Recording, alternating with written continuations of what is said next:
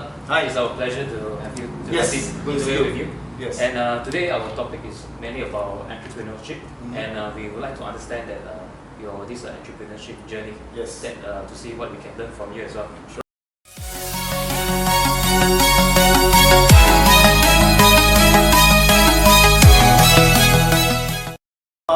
What inspired me? I think this one went back since I was very, very young. So I was in an environment that everybody encourages when you grow up you must start your own business or you own your own business. So it was kind of embedded in my subconscious mind already. Okay. Yeah. So after I graduated and I worked for a public listed company for 3 years, and then I decided to come out and started my own business without much plan actually.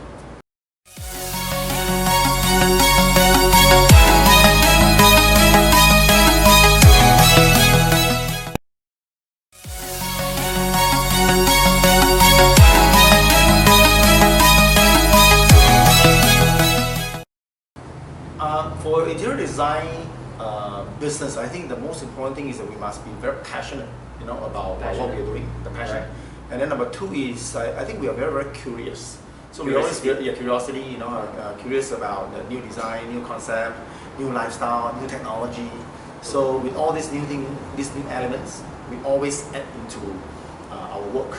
Right. So that was one of the key factors.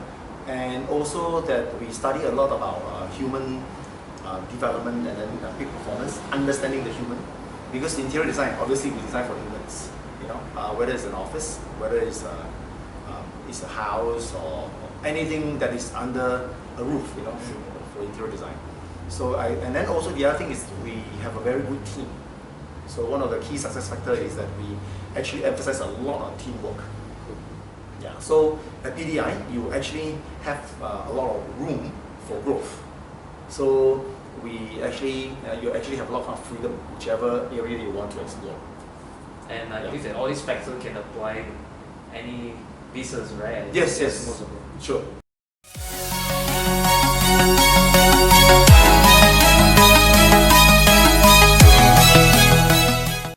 First of all, it's quite a complex one. Yeah, it's quite complex. So first of all, the reason why we do that is because we already have the interior design outfit. So and for a very natural progression, you want to be in property because of course it's more lucrative, right, and then also more profitable in the long run. So interior design, no matter what, is a contract, is a consultancy.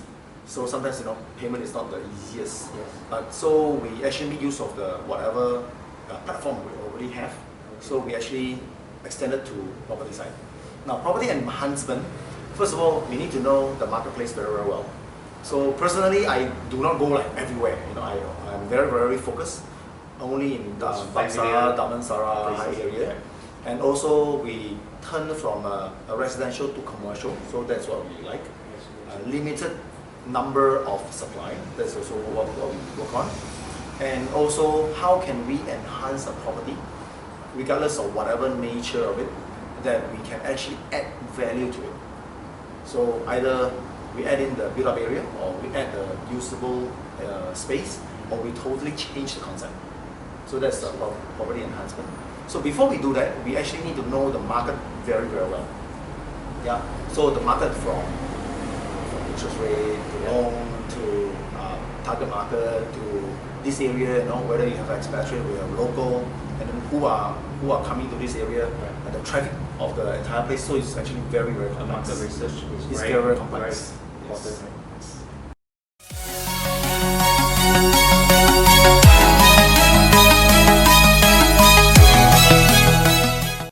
We want to be the leading interior design company in this whole area. I mean, in this region in Southeast Asia.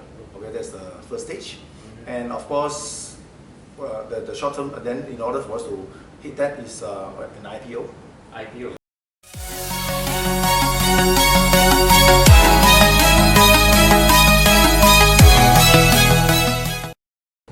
Number one, people skill. People. This is all about people. Your customer, your client is all about people. And then your team is all about people. So I think people would be number one. For a very simple reason, if you have a team of very talented people, this group of talented people will find your direction for the company. Does it make sense? Yeah. So that's number one is people, and then number two is the ambition, all right, the vision that you really wanted to achieve, and the third one is, I think, still the financial skill. Financial skill and money skill, because bottom line of all businesses is actually about profitability.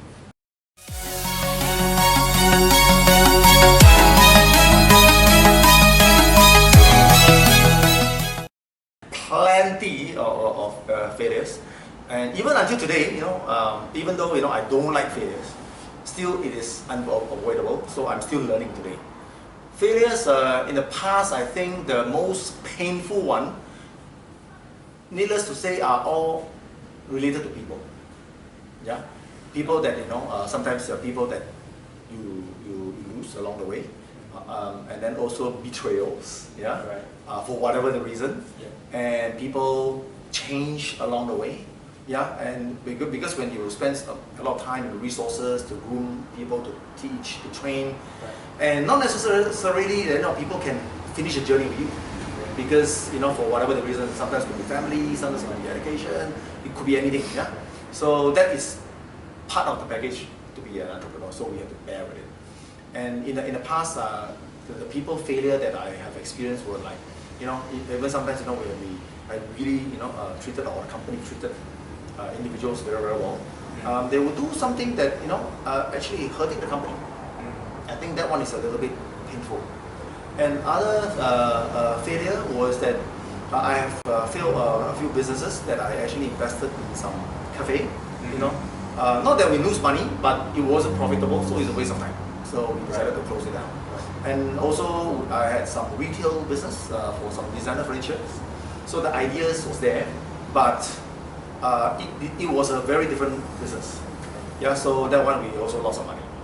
And some of my earlier days in the early 90s, I'm always interested in property. So I've invested in quite a number of properties that some of them, it was very difficult to sell, or invested for a few years and then the appreciation wasn't high enough.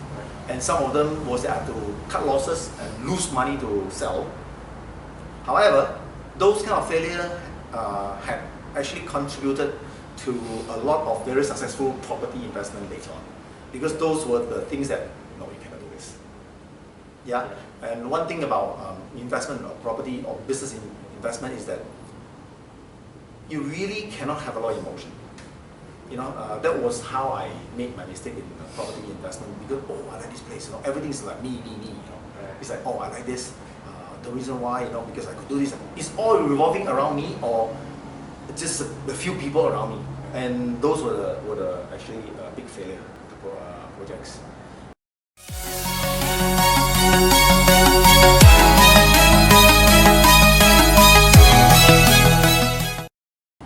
Alright, I think one of the key things that I always do is that I am always able to see what is coming. Alright? Yeah, way ahead. Yeah, way ahead. Way ahead is like, I would say about at least 3 to 5 years. Yeah. So those were the time that I think for any entrepreneur, you must be able to foresee what's coming. Yeah. Way ahead, and be ready for it. So for example, like the business that we are talking about now, this Tannery Bar, okay, we call it Pengiran at the moment, that I strongly feel that this is the next wave of trend. And this is not without basis, because it's through research. You have to watch the market trend, you have to watch the function room, you have to watch the hotel, and then also spending power, and then also the intelligence. And we're also talking about some of the hotel that I'm sorry I can't reveal here because it's still top secret. Yeah. Yes. So this is also the upcoming trend.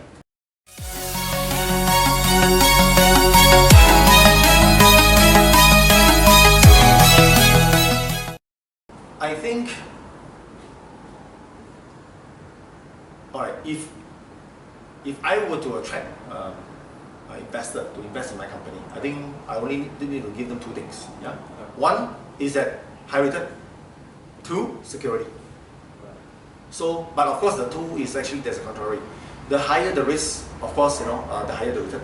But the lower the risk, then the lower the return. So if we are able to give the investors a very good return with a very secure sort of protection. I think that's it. That's what the investors are looking for. That's right. They really have the confidence to invest. That's right. That's right. So personally, I actually, even for this kind of economy environment, I'm still very comfortable. I just, my property is still going up because my entry level was very, very low. It is near impossible unless you're talking about some chaos or war breakout, civil war breakout. Otherwise, it's really not possible for the price to go back to my original price. Yeah. So chances is there, but very, very, very slim. So this is the kind of knowledge and experience that I'd like to share with our investors.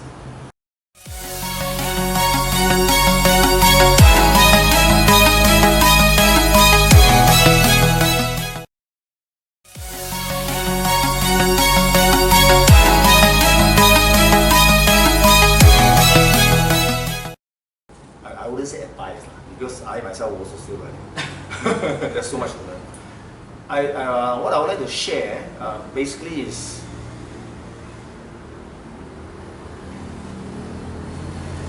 I think we need to set the right direction. Yeah. Once you hang on to the right direction already, you buy on it, you hang on to it, and you cannot be shifted. Yeah. Because how to get there, there are a lot of people who can help you there. But it's the direction that we have to actually choose ourselves. So we cannot one day this direction, tomorrow the other direction, So there's only one direction. Focus, right? About focus, about persistency, about momentum, and iron will.